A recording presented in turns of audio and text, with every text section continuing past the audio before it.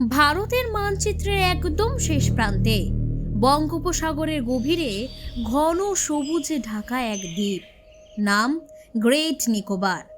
একসময় এই দ্বীপকে মানুষ চিনত তার রহস্যময় জঙ্গল, বিরল পানি, শান্ত সমুদ্র আর আদিবাসী সংস্কৃতির জন্য। কিন্তু আজ সেই দ্বীপকে ঘিরে শুরু হয়েছে এক বিশাল বিতর্ক। উন্নয়ন নাকি ধ্বংস? নমস্কার, দ্য কাহিনী টেলার্সে আপনাদের সকলকে স্বাগত। আজ আমরা কথা বলবো এমন এক প্রকল্প নিয়ে যা ভারতের ভবিষ্যৎ বদলে দিতে পারে, আবার একই সঙ্গে এমন এক প্রকল্প যা হয়তো চিরতরে বদলে দেবে প্রকৃতির এই মুখ। গ্রেট নিকোবর প্রজেক্ট ৭২,০০০ কোটি টাকার মেগা পরিকল্পনা। সরকার বলছে এই প্রকল্প ভারতের অর্থনীতি, বাণিজ্য, নিরাপত্তাকে আরো শক্তিশালী করবে। কিন্তু পরিবেশবিদরা বলছেন এই উন্নয়নের জন্য প্রকৃতিকে দিতে হবে এক ভয়ঙ্কর মূল্য। কারণ এই প্রকল্পের জন্য কাটা পড়তে পারে ১০ লক্ষ গাছ। ভাবুন একবার, ১০ লক্ষ গাছ। শুধু কয়েকটা গাছ নয়, পুরো রেইন ফরেস্টের বড় অংশ ধ্বংস হয়ে যেতে পারে। প্রকল্পটি তৈরি হবে প্রায় ১৩০ বর্গ কিলোমিটার এলাকায়, আর তার মধ্যে প্রায় ১২২ বর্গ কিলোমিটারই বনভূমি। মানে যে জায়গায় আজ হাজার হাজার বছরের পুরনো জঙ্গল দাঁড়িয়ে আছে, সেখানে তৈরি হবে শহর, রাস্তা, বন্দর আর বিমানবন্দর। সরকারের পরিকল্পনায় রয়েছে বিশাল ইন্টারন্যাশনাল কন্টেনার ট্রান্সফারশিপ টার্মিনাল, একটি গ্রিনফিল্ড ইন্টারন্যাশনাল এয়ারপোর্ট, তার সঙ্গে সৌর বিদ্যুৎ প্রকল্প, নতুন টাউনশিপ এবং পর্যটন কেন্দ্র। শুধু তাই নয়, ভবিষ্যতে এখানে ৩ লক্ষ মানুষের বসবাসের মতো শহর তৈরি করবার পরিকল্পনাটাও নিচ্ছে সরকার। শুনতে আধুনিক, ভবিষ্যৎমুখী আর অত্যন্ত আকর্ষণীয়। কিন্তু প্রশ্ন হচ্ছে, এই উন্নয়নের দামটা কে দেবে বলুন তো? গ্রেট নিকোবর ভারতের জন্য অত্যন্ত একটি গুরুত্বপূর্ণ জায়গা, কারণ এই দ্বীপের খুব কাছেই রয়েছে মালাক্কা স্ট্রেট। এই বিশ্বের অন্যতম গুরুত্বপূর্ণ সমুদ্রপথ বলা যেতে পারে। বিশ্বের বিপুল পরিমাণ বাণিজ্য এই পথ দিয়ে হয়। ভারত যদি এখানে বড় বন্দর তৈরি করতে পারে, তাহলে আন্তর্জাতিক বাণিজ্যে ভারতের প্রভাব অনেক বড় বাড়তে পারে। কৌশলগত দিক থেকেও এই দ্বীপ অত্যন্ত গুরুত্বপূর্ণ, কারণ ভারত মহাসাগর অঞ্চলে চীনের প্রভাব ক্রমশ কিন্তু বাড়ছে, বিশেষ করে মালাক্কা স্ট্রেট অঞ্চলে। চীনের উপস্থিতি নিয়ে ভারত দীর্ঘদিন ধরেই খুবই সতর্ক। অনেকের মতে গ্রেট নিকোবরে শক্তিশালী নৌ ও সামরিক অবকাঠামো গড়ে উঠলে এই অঞ্চলে ভারতের কৌশলগত অবস্থান আরো মজবুত হবে। অর্থাৎ বিষয়টা শুধু অর্থনীতি নয়, জাতীয় নিরাপত্তার সঙ্গেও কিন্তু জড়িয়ে রয়েছে। কিন্তু ঠিক এখানেই শুরু হচ্ছে আর একটি বড় প্রশ্ন। একটা দেশ কি উন্নয়ন করতে পারে প্রকৃতিকে ধ্বংস করে? ধ্বংস না করেও কি উন্নয়ন করা যায় না? কারণ গ্রেট নিকোবর শুধু একটা দ্বীপ নয়, এটি একটি জীবন্ত ইকোসিস্টেম। এখানে রয়েছে প্রাচীন ট্রপিক্যাল রেইন ফরেস্ট, যেখানে বাস করে অসংখ্য বিরল প্রাণী। সবচেয়ে বেশি আলোচনা হচ্ছে লেইন্থ হার্ট ব্রেক টার্টল। এই বিশাল সামুদ্রিক কচ্ছপ পৃথিবীর সবচেয়ে বিরল কচ্ছপগুলির মধ্যে একটি। গ্রেট নিকোবরের সমুদ্রতট তাদের নেস্টিং বিচ হিসাবে কিন্তু পরিচিত। যদি সেখানে বড় বন্দর, জাহাজ চলাচল আর নির্মাণ কাজ শুরু হয়, তাহলে তাদের জন্য প্রযোজন মারাত্মকভাবে কিন্তু ক্ষতিগ্রস্ত হতে পারে।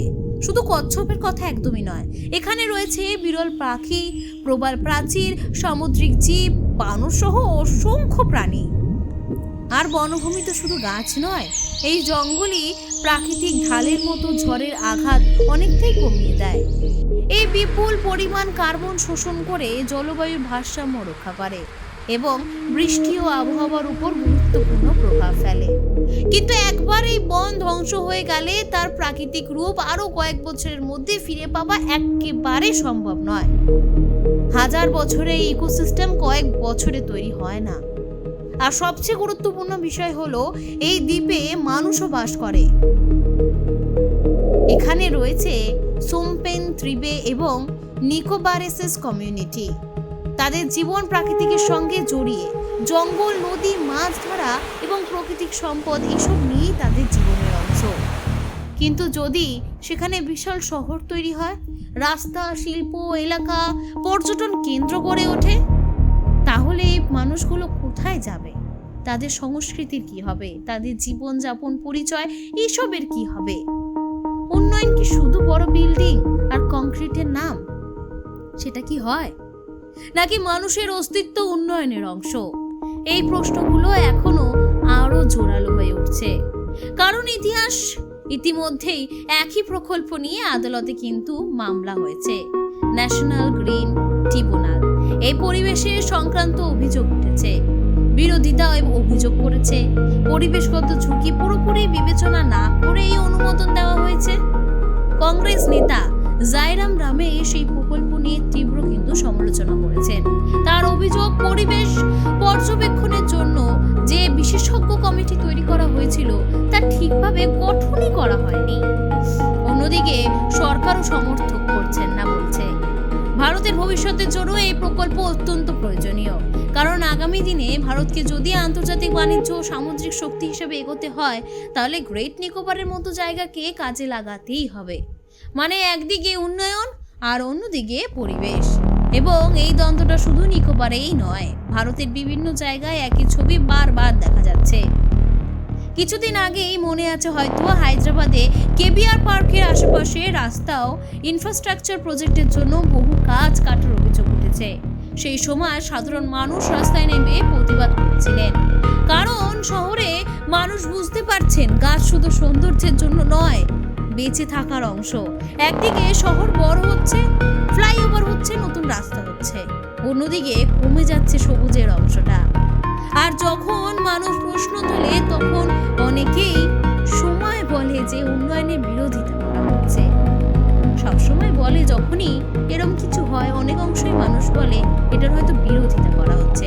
কিন্তু আসল প্রশ্ন তো অন্য, উন্নয়ন কেমন হবে? এমন উন্নয়ন সম্ভব কিনা যেখানে প্রকৃতিকেও বাঁচানো সম্ভব? কারণ আজ হায়দ্রাবাদের গাছ কাটা হচ্ছে, কাল গ্রেট নিকোবরের জঙ্গল, পরশু হয়তো অন্য কোনো শহর বা পাহাড়।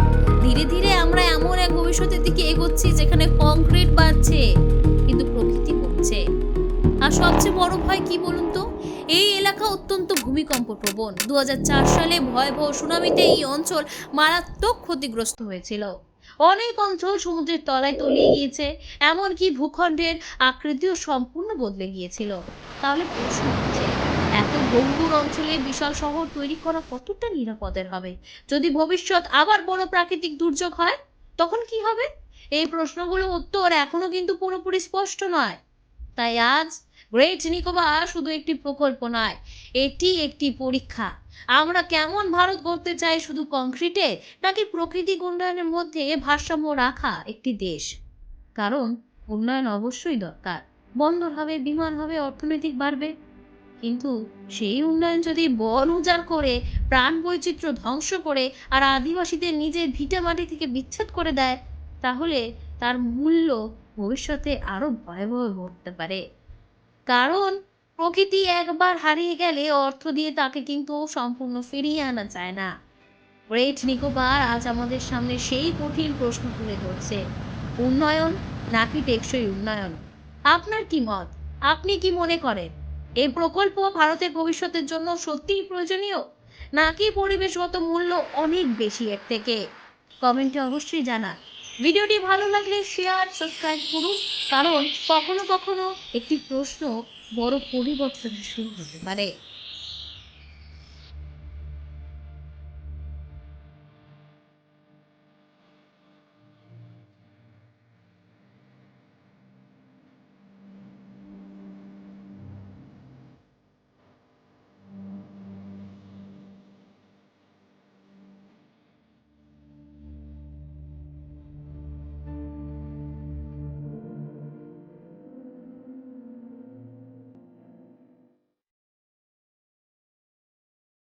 Don't forget to like and subscribe.